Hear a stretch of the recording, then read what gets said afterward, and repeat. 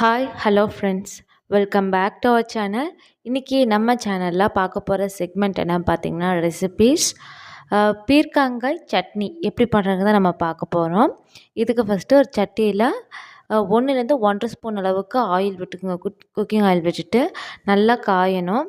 காஞ்சக்கப்புறமா கொஞ்சமாக கடுகு ஆட் பண்ணிக்கோங்க. கடுகு வந்து நல்லா பொரியணும். பொரிஞ்சக்கப்புறமா இதுக்கு நான் மீடியம் சைஸில் நீல வாக்கில் வெட்டின பெரிய வெங்காயம் 2 வெங்காயம் எடுத்திருக்கேன். 2 வெங்காயத்தை ஆட் பண்ணிவிட்டு நல்லா வந்து வணங்கணும். இது கண்ணாடி பதத்துக்கு மேலே தாண்டி வணங்கணும். அதுதான் நம்மளோட அளவு.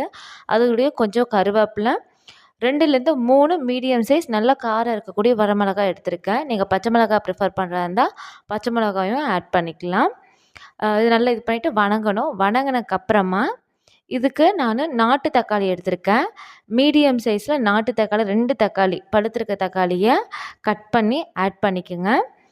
இப்போ இது நல்லா வணங்கணும். எண்ணெய் இது எல்லாமே பிரிஞ்சு வர அளவுக்கு நல்லா வந்து வணங்கணும்.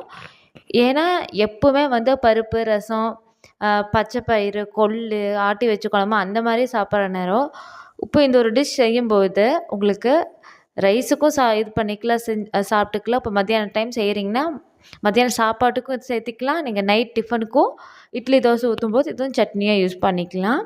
இப்போ இது நல்லா வந்து மிக்ஸ் ஆனதுக்கப்புறமா ஒரு 1/2 ஸ்பூன் அளவுக்கு மஞ்சத்தூள்.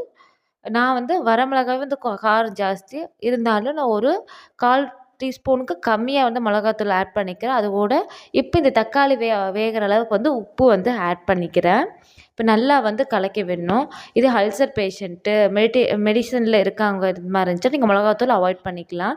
இப்போ எல்லாம் வந்து வணங்கினதுக்கப்புறமா நான் வந்து இப்போது பீர்க்கங்காவை வந்து நல்லா தோல் சீவிட்டு சின்ன சின்னதாக கட் பண்ணியிருக்கேன். இது வந்து எனக்கு நாட்டு காய்ங்கிறனால மீடியம் சைஸில் 2 எடுத்திருக்கேன்.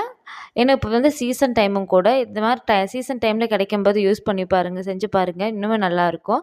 இதை ஆட் பண்ணிவிட்டு சிம்மில் வச்சு ஒரு 5 to 10 மினிட்ஸ் 5 to 8 மினிட்ஸுங்கும் போது நீங்கள் சன்னமாக வச்சு வணக்கிட்டே இருக்கும்போது அதோட தண்ணி ஃபுல்லுமே, ஏன்னா அந்த பீர்க்கங்காயை பார்த்திங்கன்னா நீர்க்காயை நல்லா தண்ணி விட்டு இதாகும். அதுலேயே வந்து ஆல்மோஸ்ட் ஹாஃப் ஆஃப் த காய் வந்து வெந்துடும். அதுக்கப்புறமா கொஞ்சம் வந்து தண்ணி ஊற்றி வேக வச்சு நம்ம கடைஞ்சோன்னா சூப்பரான சட்னி ரெடி ஆயிடும். இது நீங்கள் சாப்பாட்டுக்கும் ஆட் பண்ணிக்கலாம், இட்லி தோசைக்கும் நீங்கள் சைட் டிஷ்ஷாக வச்சுக்கலாம். இப்போ பார்த்தீங்கன்னாவே தெரியும் சன்னமாக வச்சு இது பண்ணும்போது எவ்வளோ தண்ணி அது விடுதுன்னு சொல்லிட்டு. மோஸ்ட்லி இந்த மாதிரி நீர் காய்கறிகள் வந்து நம்ம சேர்க்கும்போது நம்மளுக்கு இந்த மனசிக்கல் அந்த மாதிரி பிரச்சனை எல்லாம் வந்து நீங்கும். மோஸ்ட்லி ஃபைபர்ஸ் அதிகமாக எடுத்துக்கிறது நம்ம டயட் எடுத்துக்க ரொம்பவே நல்லது இல்லைங்களா?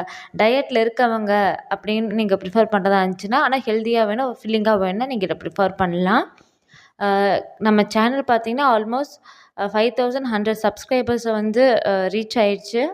ரொம்பவே தேங்க்ஸ் ஃபார் யுவர் சப்போர்ட். அதை நான் மெயினாக சொல்லணும்னு இருந்தேன். உங்களோட லவ்வுக்கும் உங்களோட சப்போர்ட்டுக்கும் சொல்ல வார்த்தையிலேருந்து தான் சொல்லணும். இந்த சட்னி செய்யும்போது நான் வந்து ஹாஸ்பிட்டலில் இருந்து தான் ஞாபகம் வரும். என்னோடய டெலிவரி முடிஞ்சிருச்சு, ஹாஸ்பிட்டலில் இருக்கேன். அப்போ அந்த கிரிட்டிக்கலான சுச்சுவேஷன்லேயும் கூட டாக்டர் வந்து கேட்குறாங்க, மூக்கில் வாயில் எல்லாமே டியூப் போட்டிருக்கு.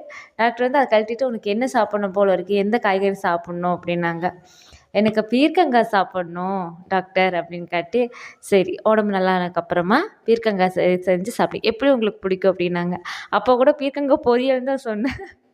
ஏன்னா பீர்க்கங்காய்னா அவ்வளோ பிடிக்கும். என்னென்னு தெரில, அதோட க்ரேஸ் இன்னுமே இருக்குது. யாருக்கெல்லாம் வந்து என்ன மாதிரி இந்த பீர்க்கங்காயோட க்ரேஸ் இருக்குங்க மறக்காமல் கமெண்ட் பண்ணுங்கள். அதே சமயம் இந்த டிஷ்ஷையும் ட்ரை பண்ணிவிட்டு எப்படி இருந்துச்சுங்க மறக்காமல் கமெண்ட் லீவ் பண்ணுங்கள். Thanks for support, thanks a lot. மறக்காமல் ட்ரை பண்ணுங்கள். உங்கள் ஃப்ரெண்ட்ஸோடையும் ஃபேமிலி மெம்பர்ஸோடையும் லைக் பண்ணி சப்ஸ்கிரைப் பண்ணி சப்போர்ட்டும் பண்ணுங்கள். தேங்க்ஸ் ஃபார் வாட்சிங். Thanks a lot. Thank you universe.